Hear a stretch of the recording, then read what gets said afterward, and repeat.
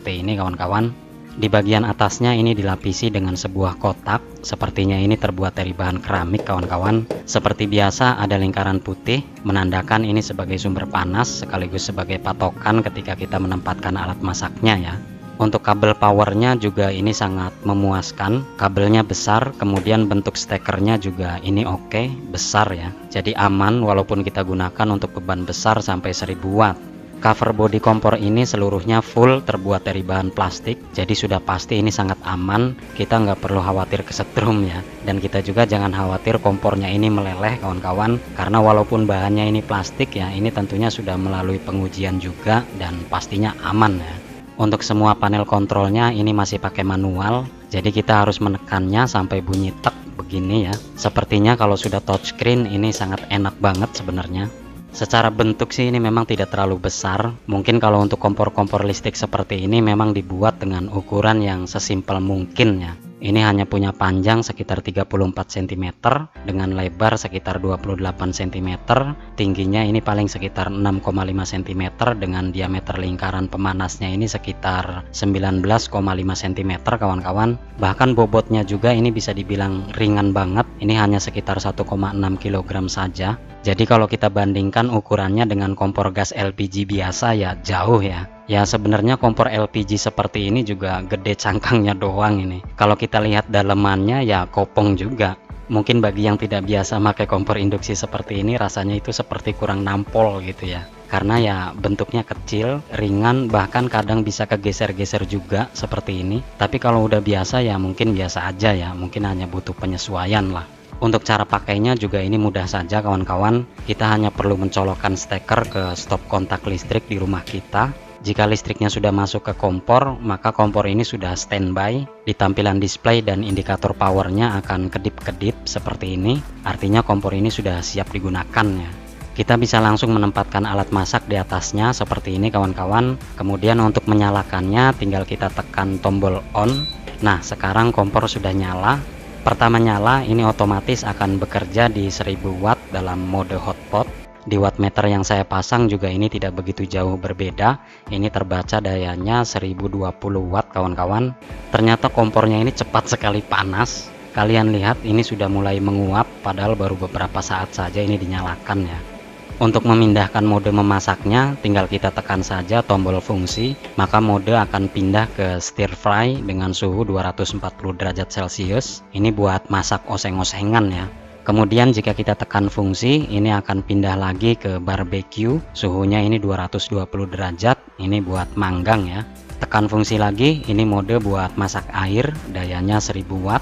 Jika kita tekan lagi, maka ini mode untuk memasak sup ya, dayanya 800 watt. Tekan lagi, maka ini mode untuk memanaskan susu atau teh, dayanya juga ini paling rendah, cuma 200 wattan kawan-kawan.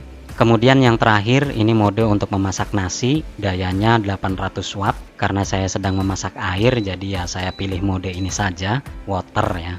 Kompor induksi Denpo ini sudah paten, artinya kita tidak bisa menaikkan dan menurunkan daya sesuai keinginan kita kawan-kawan. Jadi walaupun kita tekan-tekan tombol min dan tombol plusnya, ini tidak bisa kawan-kawan. Pemakaian daya harus tetap mengikuti mode yang sudah kita pilih ya. Nah, di sini ada tombol voltage. Ini kalau kita tekan akan menunjukkan di layar P0,00. Mungkin ini untuk perhitungan argo ya, berapa daya yang sudah kita pakai atau kita konsumsi. Jika kita tekan lagi voltage, ini menunjukkan nilai tegangan listrik ini 210 volt. Jika kita tekan lagi, maka akan menampilkan besarnya daya yang sedang digunakan, 1000 watt ya. Di sini juga ada timer, kita bisa mengatur berapa lama kita mau memasak kawan-kawan. Ini bisa kita atur sampai maksimal 3 jam ya untuk timernya. Kemudian untuk semua sistemnya ini aman, kita nggak usah khawatir kesetrum. Ini sudah saya pastikan aman dari setrum ya. Di bagian kompornya juga ini aman, bahkan ini tidak ada panas sama sekali kawan-kawan. Untuk mematikannya kita tekan saja tombol off, maka kompor sudah mati dan dalam posisi standby ya. Kipas fan di bawahnya juga ini masih tetap muter kalau kompor ini masih dalam kondisi panas kawan-kawan. Jadi di sini masih memakan daya sekitar 5 wattan untuk konsumsi fan-nya. Nah, sekarang fan-nya sudah mati, berarti sudah dingin ya. Konsumsi dayanya juga sudah jadi 0 ini. Kompor induksi ini saya rasa memiliki kelebihan tersendiri kalau menurut saya ya, karena dia ini cepat sekali panas kawan-kawan. Ya mungkin bisa hampir sama ketika kita memasak dengan kompor gas LPG biasa ya. Bahkan kompor listrik infrared keramik yang sebelumnya ini pernah saya review juga, ternyata ini kalah kalau kita lihat dari segi cepat panasnya ya. Kenapa kompor induksi seperti ini itu bisa lebih cepat panas kawan-kawan? Ini karena kompor induksi ini menggunakan koil atau lilitan induktor ya, berupa kumparan tembaga seperti ini kawan-kawan. Jadi ketika arus listrik bolak-balik itu masuk, ini akan langsung memancarkan gelombang elektromagnetik ya dengan frekuensi tinggi yang secara spontan itu menghajar bagian logam di wajannya ini. Jadi yang dipanaskan di sini adalah wajannya ya. Jadi tidak perlu waktu lagi untuk memanaskan elemen atau dudukan plat kompornya seperti yang ada pada kompor listrik infrared seperti ini kawan-kawan. Makanya kompor ini kalau kita nyalakan pertama kali dan di atasnya ini tidak ada alat masak yang kita tempatkan, dia otomatis tidak mau hidup kawan-kawan. Bahkan tidak akan keluar panas sama sekali ya. Tapi walaupun begitu ya, kompor induksi ini untuk mengoperasikannya itu perlu alat masak khusus kawan-kawan. Kita harus pakai alat masak logam yang bersifat ferromagnetik yang bisa nempel magnet. Selain itu ya nggak bisa ya. Semakin bahan logamnya kuat ketika ditempeli magnet, maka efisiensi kompor juga ini meningkat. Artinya kita nyari pancinya yang benar-benar murni besi atau stainless ya. Yang mungkin bagi sebagian orang ini ribet juga, karena saya sendiri juga hampir alat masaknya ini di rumah ini pakai aluminium semua kawan-kawan, jadi nggak bisa dipakai. Ada yang dari besi juga ini bentuknya bulat seperti ini. Otomatis yang beli kompor induksi seperti ini ya alat masaknya juga harus upgrade lagi ya.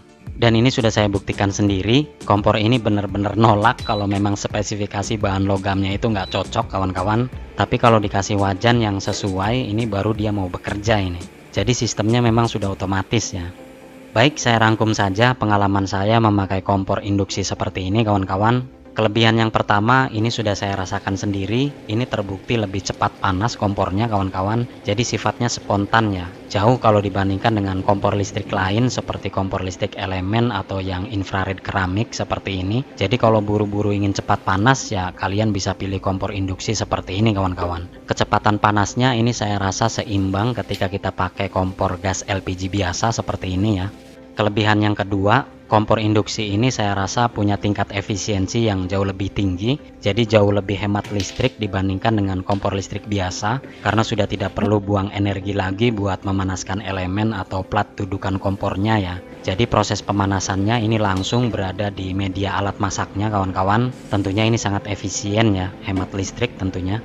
Kemudian kelebihan yang ketiga, kompor induksi seperti ini ternyata punya sistem otomatis yang canggih. Jadi selama nggak ada alat masak di atasnya, kompor ini itu tidak akan bisa panas kawan-kawan. Beda jika kita pakai kompor listrik infrared seperti ini ya. Ini nggak peduli ada alat masak atau tidak, ini kalau kita tekan tombol powernya ya pasti akan panas ya.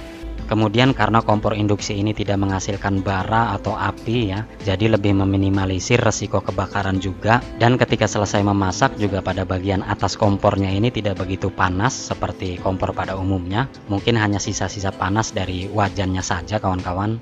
Selain ada kelebihannya juga tentunya ada kelemahannya juga. Kelemahan yang pertama, karena ini adalah kompor induksi, tentunya butuh alat masak yang khusus ya, harus yang berbahan besi atau stainless. Selain itu nggak bisa kawan-kawan. Jadi otomatis alat masak kita yang bahannya ini terbuat dari bahan aluminium ini tidak akan bisa dipakai. Tapi kalau pakai kompor infrared keramik seperti ini kanibal kawan-kawan. Alat masak apa aja ini bisa dilahap sama dia nih.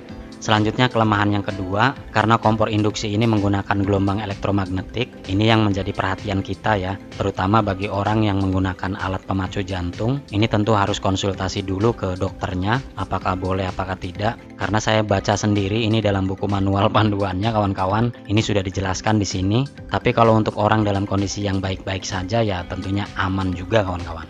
Oke, di kesempatan kali ini juga saya ingin mengajak kalian semua agar segera bisa beralih ke kompor listrik ya. Karena saya sendiri juga tidak yakin gas LPG yang sekarang tersedia banyak melimpah akan bisa bertahan untuk persediaan di masa yang akan datang kawan-kawan. Jadi mau tidak mau ya kita harus beralih karena persediaan minyak bumi juga sangat terbatas. Tidak bedanya dengan mobil atau motor yang sekarang juga sudah mulai transisi ke energi listrik atau baterai ya. Oke, begitu saja berbagi kali ini tentang kompor induksi Denpo DIC 200.000 ini kawan-kawan. Mudah-mudahan